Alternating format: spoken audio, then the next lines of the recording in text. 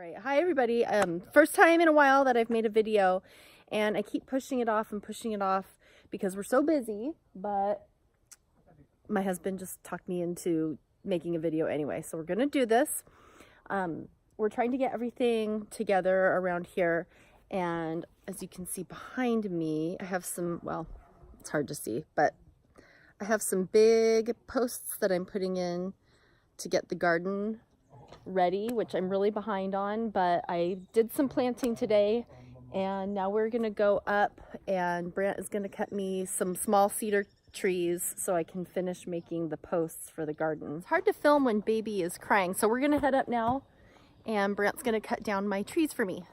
Okay, so we'll go up and cut those smaller cedars down. Oh, the Bee Loves A tree is coming down soon too.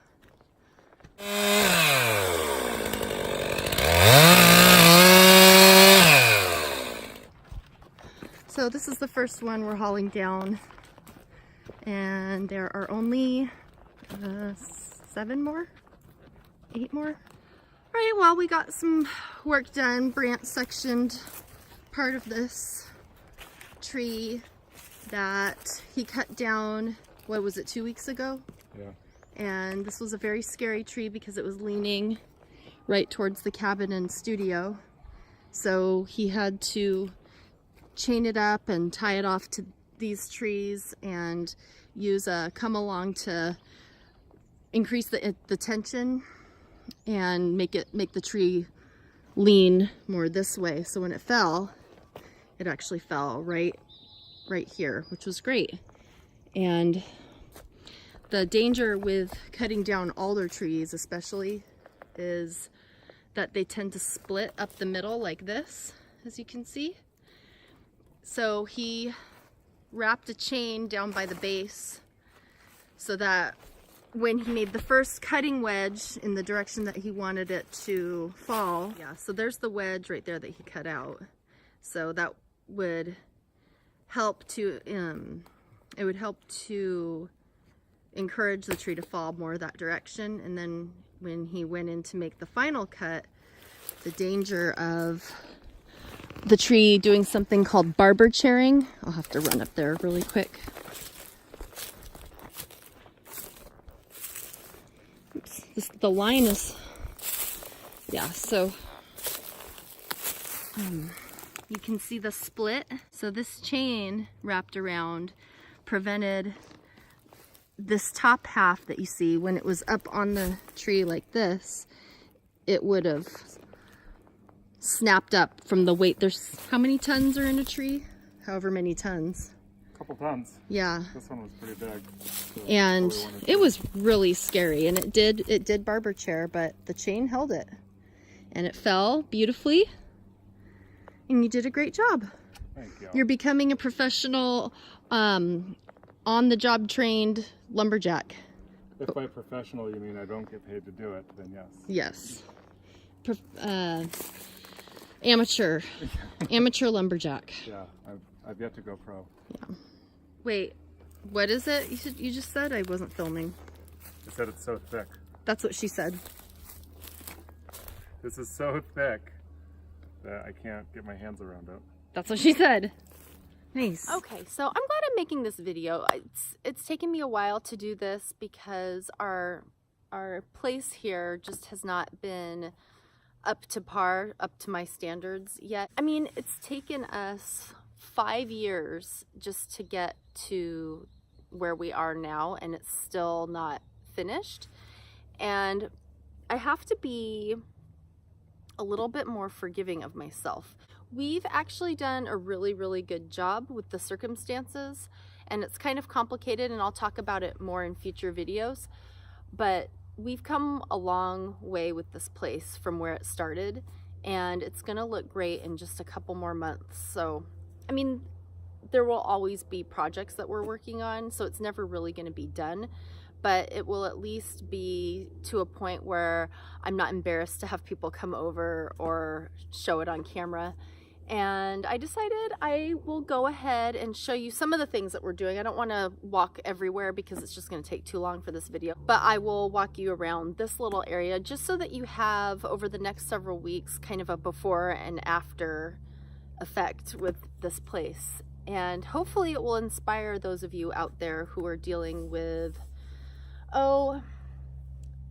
cleaning up a mess and getting rid of stuff, hoarding, and all of those things to try to make your place into a nice place. So by this summer, all of these projects that we're working on kind of simultaneously will be mostly done for the most part. So I'll show you a little bit. I mean, I'll just be really quick about it. Okay, that's where the tree is, and then going down the hill here is the garden that I have been frantically planting some things. I'm late. I just planted spinach, which is silly because I'm late, but I'm gonna try to get some small spinach. Anyway, the kitchen, it's a mess because I've been planting seeds and things like that.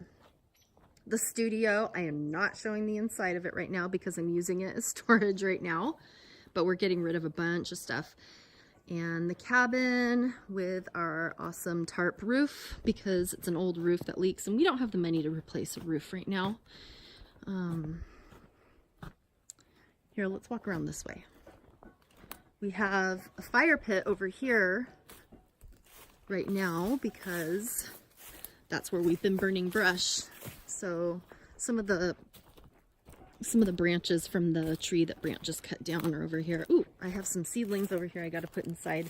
I'm chasing sun, so wherever the sun is, I put my new seedlings out to where the sun is and then bring them in at night. Here's good old Redbone.